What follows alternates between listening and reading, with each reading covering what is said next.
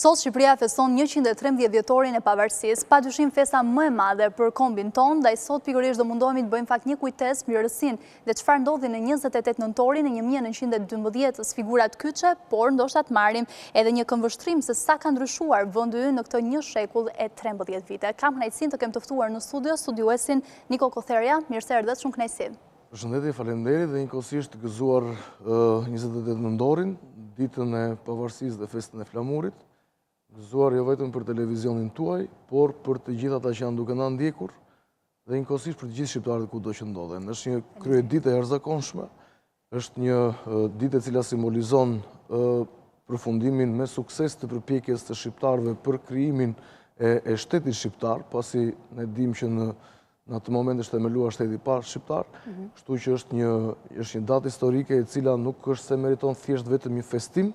por meriton një vëmendje, meriton për të qenë një pasqyrë e veprimeve tona të përditshmes, për të qenë sa më afër idealit atyre njerëzve që sakrifikuan gjithçka për të formsuar shtetin shqiptar. Shumë faleminderit për urimin, gëzuar gjithashtu gëzuar gjithë shqiptarët kudo që ndodhen, e them drejt, pra nuk duhet të jetë vetëm një ditë feste, një ditë e cila do t'i ketë të gjitha nga pak. Dhe e ceka edhe në fillim, Kotherja, të ndalemi pak tek historiku, ajo se çfarë ka ndodhur, sepse është mirë të rifreskojmë edhe për brezat e rinj dhe për të gjithë të tjerët, se çfarë ndodhi në 28 nëntorin e 1912, në çfarë rrethanash u shpall pavarësia e Shqipërisë dhe figurat kyçe që ndikuan atë ditë. Ka shumë ngjarje të cilat kanë lidhje drejt për drejt me momentin e nënshkrimit të aktit të shpalljes pavarësisë, por unë do të mjaftohem duke filluar dhe duke thënë pjesën atë të themi parathënien e fundit të shkruar me veprimet e Ismail Qemal Vlorës, të Luish Gurakuqit, kur ata gjendeshin prezent në Hotel Continental në Bukuresht, një hotel i cili vjon tjetë dhe sot, dhe që në hyrje të tij është vendosur dhe busti i Ismail Qemalit në përkujtim të asaj mbledhje të jashtëzakonshme që ai kreu bashkë me një pjesë të përzgjedhurve të kolonisë shqiptare të Bukureshtit. Prej aty ata morën rrugtimin për të nisur drejt Vlorës, të shoqëruar dhe nga disa vetëdashës ose vullnetarë të tjerë të cilët u bashkuan grupit për të mbritur në qytetin e Vlorës. Është interesante që para pak vitesh kam mundur që të gjej një imazh fotografik që është nga imazhet e ralla fotografike faktikisht që dokumentohet rrugtimi i mundimshëm i delegatëve që shkojnë për në qytetin e Vlorës. Ata duket që janë duke pushuar në një prej ullistave rreth e rrotull qytetit, i shoqëron një flamur kuqezi që kanë të vendosur në një shtizë, dhe aty shohim personazhe të ndryshëm, të cilët një pjesë e tyre i shohim më pas pak ditësh se është krepur kjo fotografi, si nënshkrues të aktit të pavarësisë. Ata si fillim kishin ide që të shkonin në Durrës për të ndërmjetësuar për ngritjen e flamurit aty, por vështirësitë e jashtëzakonshme të atij qyteti në atë kohë e bën të pamundur këtë moment historik në atë qytet për t'u gdhëndur aty, kështu që rrugtimi vijoi përmes një peripecie të jashtëzakonshme në qytetin e Vlorës. Duhet të kemi parasysh që jemi në fundin e nëntorit, kur ne dim shumë mirë që vitet e mëparshme, apo të themi pse jo dhe shekulli mëparshëm, nuk ishte ky sistem atmosferik i sotëm. Pra në atë kohë ishte shumë herë më ftohtë, kishte shumë herë më shira, ishte shumë herë më pakalueshme rruga, të themi me karvan për të shkuar nga Durrësi deri në qytetin e Vlorës, dhe imagjinoni një njeri i cili është i mbuluar krejt nga thinjat, me një moshë të madhe mbi shpatullat e veta. Pasi nëse shohim sot, bashkëmoshatarët e Ismail Qemalit janë shumë aktiv në jetën e përditshme, por duhet të dimë që jetëgjatësia e sotme është zgjatur. Pjesa e mënyrës të jetuarit të njerëzve, të ushqyerit është përmirësuar. Kështu që të ishe rreth 70-tave në kohën e Ismail Qemalit, do thotë që sot të ishe rreth 90-tave. Nëse bëjmë një paralelizëm të kësaj natyre, dhe një njeri i stërmunduar nga këto udhëtime, sidomos të këtij segmenti të shkurtër kohor, ndërmori dhe një udhëtim i cili ishte dhe mbetet historik për të mbritur në qytetin e tij të lindjes, dhe më saktësisht në shtëpinë e tij të lindjes, ku u mblodhën delegatët e lajmëruar paraprakisht, pasi duhet të serojmë diçka që ata që morën pjesë në kuvendin e Vlorës, nuk ishin thjesht pjesëmarrës në të kuvend, por ata ishin njerëz të cilët sipas orientimit që u dha nga Vlora, qytetit u mblodhën për të përzgjedhur ata që ishin përfaqësuesit e tyre, pra mandatuesit e tyre. Kështu që duke patur në xhep letrën e të mandatuarit ose të parësisë të qytetit, ata u nisën dhe shkuan në qytetin e Vlorës. Janë interesante proces verbalet, të paktën proces verbalet e para të atij kuvendi, kur secili prej delegatëve paraqitet pranë sekretarisë dhe jep mandatin e qytetit të tij apo zonës së tij që e ka mandatuar për të qenë në atë kuvend. Pra, kemi kujdes për të parë elemente dhe detajet që në mes të një periudhe të tmerrshme, kur nuk kuptohej se çfarë po ndodhte, shqiptarët kishin atë kulturën e të formuarit të një shteti, sepse thjesht këto dokumente që janë shumë të rëndësishme, por që në atë kohë mund të ishin gjëja e pjesës dytësore, pra sepse në fillim do të siguruar jeta e njerëzve, dhe ata e kanë kushtuar një rëndësi dhe një vëmendje të veçantë për t'i patur. Dhe fatmirësisht këto janë të botuara nga Lefnosi në vitin 1924, pra të gjitha, të themi proces verbalet e mbajtjes të kuvendit të Vlorës janë të botuara në atë revistë që dolin në 12 numra prej vitit 1924 deri në janar të vitit 1925, që titullohet Dokumenta historike për të shërbyer historisë tonë kombëtare. Kjo është organi periodik, themi revista, që Lefnosi ka botuar në Elbasan në këtë periudhë kohe dhe ku ka bashkangjitur dhe këto dokumente cilat na i qartësojnë prej shumë kohësh tashmë panoramën se çfarë ka ndodhur në mbledhjet dhe në diskutimet apo në prezencën apo mos prezencën e mbledhjeve të ndryshme të pjesëmarrësve apo të delegatëve që gjendeshin në kuvendin e Vlorës. Kuvendi ka filluar punimet në orën 2 të drekës dhe afërsisht rreth orës 5 të mesdites, Ismail Qemali, pasi është përfunduar bisedimi me kuvendistët, të themi, doli te dritarja e shtëpisë dhe më pas te kreu i shkallëve, në parmakun e të cilëve u mbërthye dhe shtiza me flamurin dhe deklaroi shpalljen e pavarësisë së Shqipërisë. Është shumë interesante që ne e kemi parë ngjarjen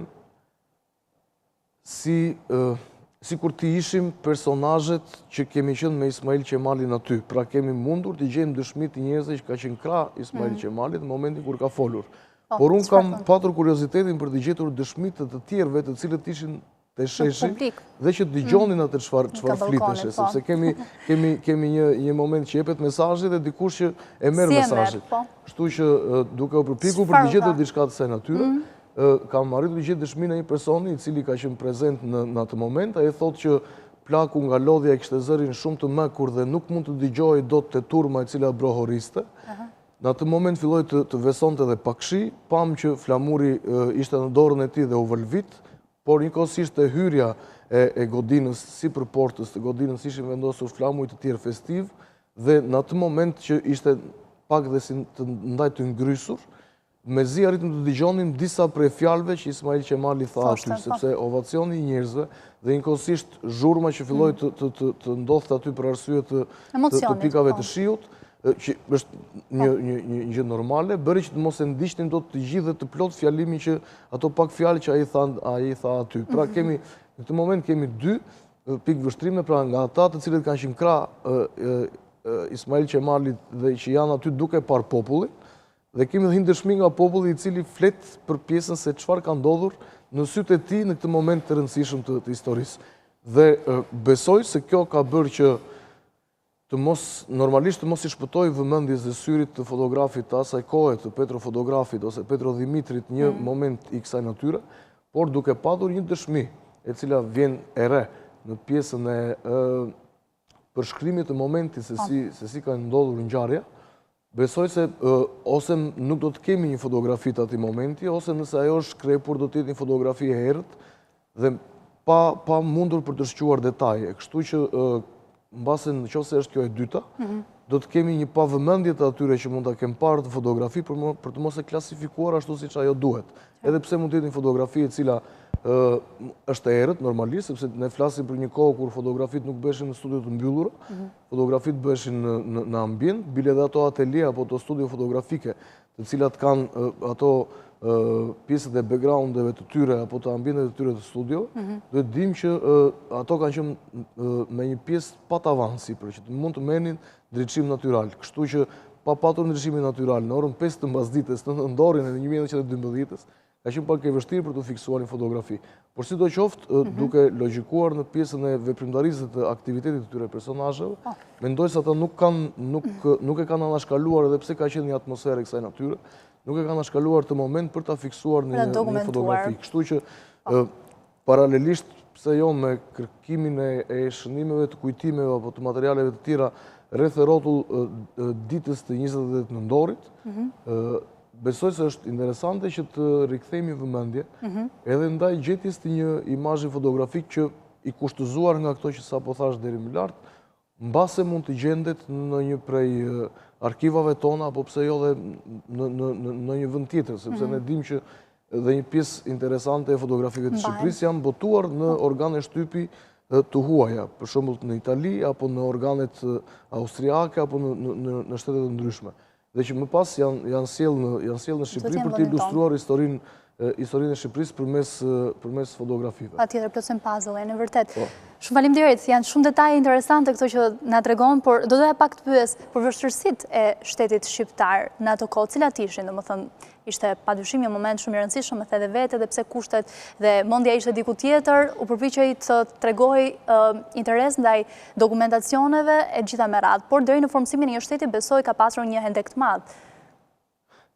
Për efekt kohë. Po, shumë shkurt. Që të mund t'i bëjmë shkurt, më mirë duhet të thoshim çfarë kishin në rregull, sepse janë shumë pak ato, se sa ato që nuk ishin në rregull. Domethënë duke filluar nga momenti që pas vendosjes qeverisë, domethënë në fillimin e dhjetorit të 1912-s, ministrat nuk ishin zyra. Për shembull duhet të themi që Luiz Gurakuqi, që ishte ministri arsimi, u përzgjodh klasa e shkollës që njën atë kohë, shkolla numër 1 e Vlorës, që ajo klasë të ishte zyra e ministrit arsimit. Njëkohësisht, pjesa e zyrës të ati që sot njihet me emërtimin ministri mbrojtjes, por në atë kohë njihet me termin ministri luftës, e Mehmet Pash Dërallës, ajo ishte një ambient i vogël në një pjesë të godinës, të themi, pas majit të vitit 1913, të ajo godin ku vendos selia e qeverisë, që sot është Muzeu Kombëtar i Pavarësisë në Vlorë. Aty ka qenë një ambient i vogël, e cila ka shërbyer si zyrë e Ministrisë të Luftës. Por që nëse e shohim sot ata ambient të vogël ku ka shërbyer Mehmet Pash Dëralla, i cili nga fotografitë të paktën na del një personazh shtatlartë, është e pakuptueshme sot për të arritur dhe për të kuptuar pjesën e sakrificës që kanë bërë ta njerëz, që një general i asaj natyre dhe një general i cili kishte një gjatësi shtatit të konsiderueshme, të kishte zyrën dhe ambientin e tij të punës, një ambient shumë të vogël, që është akoma dhe sot e kësaj dite në një prej sallave të katit përdhes të Muzeut Pavarësisë të Vlorës. Kështu që këto kanë qenë përgjithsisht peripecitë e asaj kohe, për mos kaluarën pas të flota që erdhi në pjesën e ujit dhe që rrethoi Vlorën dhe nuk mund të lejonte pjesën e mbritjes të njerëzve të tjerë apo të lëvizjes të delegacioneve që duhet niseshin nga Shqipëria për të shkuar në Evropë, kështu që ka qenë një moment jashtëzakonisht i vështirë, por vendimtar dhe i rëndësishëm për sa i përket pjesës të shtetëformimit të shtetit shqiptar. E drejtë. Mirë, nëse më lejon, do shkojmë një hapësirë shumë të shkurtër publicitare, kam 2 pyetje të rëndësishme, mes tyre edhe për ekspozitën e artëve. Shkojmë në publicitet, rikthehemi pas pak. Mirë, rikthehemi sërish dhe kështu në këtë ambient festiv ku që zi, do vjojmë flasim për pavarësinë, do doja ndalesha shumë Kotheria në fakt tek debatet historike, ndonë se kanë kaluar kaq shumë vita, mendoni që ka ende çështjet pas zgjidhura se pikpyetje mbi 28 nëntorin e 1912-s? Dhe nëse po, do duhet kishte kërkime më? Në aspektin e ngjarjes në tërësi, nuk është se ka më pikpyetje, por në të parit në makro të ngjarjes, por të parit në mikro të ngjarjes, pra detajet se çfarë ka ndodhur, normalisht që ende ka nevojë për kërkime, ka nevojë për saktësime,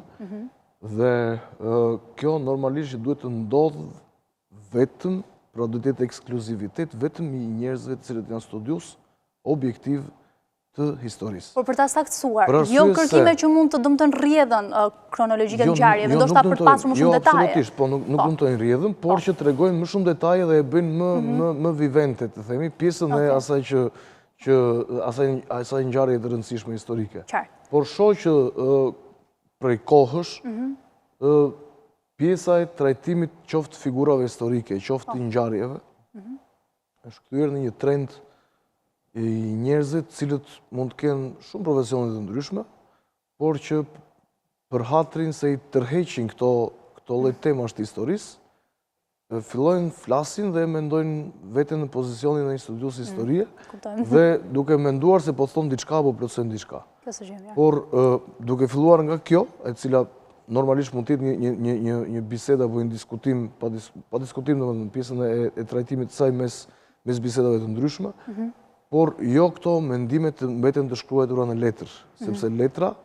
pas 100 vjetësh do të marrë të jetë një element referencial për ata studiuesi që do vinë në të ardhmen. Dhe ata që shkruajnë do ta kenë parasysh shumë mirë që ajo që shkruajnë të jetë sa më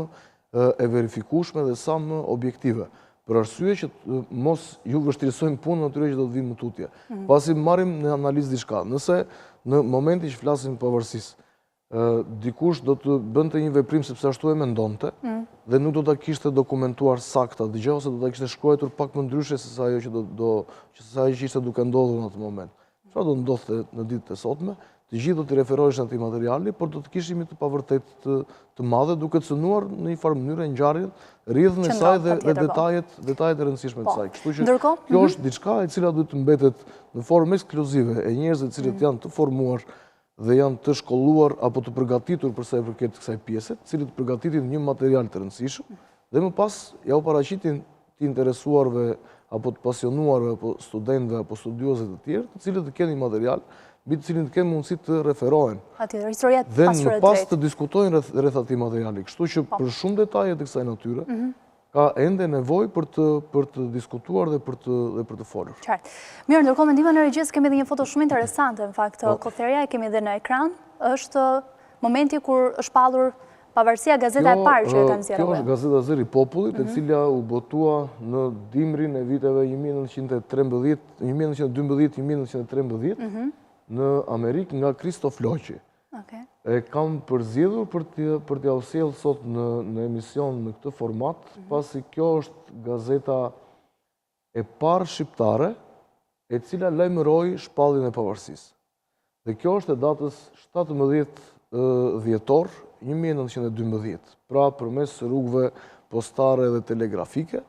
shqiptarët e Amerikës e morën vesh lajmin e shpalljes të pavarësisë në të themi në mezin e dhjetorit të atij viti dhe më pas ajo është botuar të themi si një krye lajm i madh, i zbukuruar me një flamur të jashtëzakonshëm në pjesën e stilizimit të vet, në ballinën e kësaj gazete e cila botohej nga Kristof Loqi. Kështu që ky është një imazh e një gazete e cila del dhe të themi publikisht apo në një emision del për herë të parë dhe që është një dokument për të treguar se me sa dhe dashuri është mëkuar formësimi i ballinës apo i faqes të parë të gazetës Zëri i Popullit. Po me ngjyra që në atë kohë ishte pak e vështirë për të shtypur në një tirazh të caktuar një ballinë me ngjyra të atij formati, sepse gazeta është në një format të madh. Falenderoj shumë që e solle. Ndërkohë, sa i përket ekspozitës së armëve, është mbajtur po ashtu në Muzeun e Forcave të Armatosura, institucion cilin e drejtoni. Shkurtimisht, ajo është një ekspozitë e cila më bën krenarisht të them që është e para e llojit të saj, e ndërtuar në Shqipëri, është njëkohësisht e para ekspozitë e organizuar nga institucioni që tashmë ka dalë si institucion në vete e Muzeut të Forcave të Armatosura. Është një ekspozitë e cila për herë të parë bën bashkë imazhet e luftëtarëve në origjinalin e tyre, modelet e armëve që ata kanë përdorur dhe me të cilat janë fiksuar në ato fotografi të kohës, dhe njëkohësisht bën bashkë jeonën e shtypit të kohës për sa i përket këtyre lëvizjeve që ishin lëvizjet e çetave patriotike apo të kryengritjes të përgjithshme në 1910-1912. Dhe njëkohësisht të bashkëpunimi i parë që ndodh me Bibliotekën Kombëtare të Shqipërisë, për të cilën dua të shpreh mirënjohjen dhe falënderimin për bashkëpunimin pasi mundsuan sjelljen në muze të periodikëve të momenteve të para pas apo para shpalljes së pavarësisë, të cilat janë ende të ekspozuar aty dhe që do të vijojnë të jenë ende aty dhe për pak kohë. Por që është një ekspozitë e cila mendoj se në ata ambient na duket sikur takojmë realisht ata luftarë të cilët një pjesë më vonë u quajtën veteran me të drejtë sepse kishin marrë pjesë në luftrat për pavarësi dhe për liri, ndërsa një pjesë e tyre takuan për jetësisë sepse ishin dëshmorët që dhanë jetën për të marrë pavarësinë Shqipëria ose për të krijuar shtetin shqiptar. Por në ata ambient, nëse e viziton të duket sikur hyn aty dhe je gati për t'i takuar ata, qoftë fotografitë që janë të zmadhuara dhe të printuara për të vendosura në ata ambient, qoftë me armët e tyre, qoftë me fotografitë e tyre, cilat ato janë objekte që ata i kanë prekur vetë në gjalljet e tyre. Kështu që ishte një nga kartolinat besoj më të bukura të urimit, jo vetëm të muzeut të forcave të armatosura, por më gjerë që mund t'i bënim shqiptarëve në këtë 113 vjetor të shpalljes së pavarësisë. Dhe këtu dua të shfrytëzoj rastin që të përmes ekranit tuaj pse jo t'ju bëj një ftesë njerëzve për të qenë prezent dashamirëse të ndryshëm dhe te një aktivitet që ne e kemi ditën e nesërme, në datën 29 nëntor, kur në kujtim të ditës së çlirimit, me një dashamirësi të jashtëzakonshme dhe me një bujari fisnike, pasardhësit e Gaço Avrazit i dhurojnë institucionit të Muzeut të Forcave të Armatosura gjithë pjesën e arkivit të atij personaliteti i cili ka qenë themeluesi i ansamblit artistik të ushtrisë. Do pasurohet më shumë. Dhe njëkohësisht është një personazh i cili ka luftuar me armë në dorë, ka qenë pjesë e reshtave partizane, por njëkohësisht Gaço Avrazi është themeluesi i grupit të parë artistik partizan në Shqipëri gjatë luftës së dytë botërore. Pra, e gjithë pjesa biografike e këtij personaliteti të rëndësishëm, nga dora e të cilit kanë dalë artistë të mrekullueshëm më pas vite më vonë në Shqipëri, cilët kanë qenë ajka e artistëve shqiptarë dhe të preferuar nga shqiptarët në çdo lloj kohe, apo të shtrirë në çdo segment kohor bile deri në ditët e sotme, si për shembull mund të themi për të ndirin nga Çoçako apo personazhe të tjerë cilët kanë qenë pjesë e formësimit që ka bërë Gaço Avrazi në atë kohë. Dua të shfrytëzoj rastin pra që t'i ftoj njerëzit për të marrë pjesë në ceremoninë e dhurimit të tyre materialeve, njëkohësisht për t'i parë nga afër materialet e tij, dhe njëkohësisht për të parë dhe veglën e dëshiruar të Gaço Avrazit, cila ishte pianoja e tij, me cilën ai ka kompozuar dhe ka interpretuar, që prej këtij momenti dhe mtutje është pjesë e fondit të Muzeut të Forcave të Armatosura. Mrekulli. Është një moment që duket sikur të e prekësh historinë dhe mbyllim Kothera këtë bisedë, ndoshta me një mesazh për brezat e rinj, teksa ndoshta se disi e vlerëson interesin e tyre për historinë, për rrënjët. Të japësh mesazhe në një ditë të rëndësishme të identitetit kombëtar është një angazhim i cili kërkon një vëmendje të veçantë, por njëkohësisht dhe një përzgjedhje të mesazhet apo të fjalëve për ta transmetuar. Por unë ditë them dhe kuptoj se duhet të them, e ndjej se duhet të them që shqiptarët duhet ta duan Shqipërinë. Shqiptarët duhet ta duan familjen, për të hedhur pas çdo lloj kronike që nuk besoj se do të dëshironit ju dhe kolegët tuaj çdo ditë që ta transmetonit në edicionet tuaja për atë që mund të quhet dhunë brenda familjes apo dhunë ndaj gjinisë femërore apo ndaj nënës apo ndaj motrës, sepse atë fillon nga familja. Nëse ne kemi një familje të shëndetshme, atëherë atë është i shëndetshëm dhe është një vend i cili krijon begati për të gjithë. Kështu që familja është embrioni i një jete edhe një atdheu sa më të lullëzuar. Kështu që shqiptarët në fillim ta duan atdheun pa diskutim, të duan familjen dhe të mendojnë për prosperitetin e familjes së tyre dhe njëkohësisht për prosperitetin e vendit. Duke qëndruar në Shqipëri? Duke qëndruar në Shqipëri pa diskutim, sepse më vjen ndërmend një shprehje jashtëzakonshme e Shandor Petëfit që thot për jetën fal dashurinë, për atdheun fal jetën. Kështu që të përfshira bashkë këto emocione të shprehura nga ky poet i rëndësishëm e peshë ndërkombëtare, besoj se gjithkush do nxjerrë mesazhet e tij dhe pse jo të kemi 28 nëntor pra 114 vjetor vitin tjetër, shumë herë më të bukur në dheun ton me vështrimin dhe me përkujdesin që secili prej ne duhet të tregoj çdo pëllëmbë tokë të këtij vendi, e cila është e vaditur me gjakun atyre dëshmorëve që sot janë të ekspozuar te ekspozita e Muzeut të Forcave të Armatore. Shumë faleminderit për mesazhin tepër kuptimplot dhe gjithë bisedën që ndan bashkë, ishte kënaqësi. Gjithashtu dhe për mua.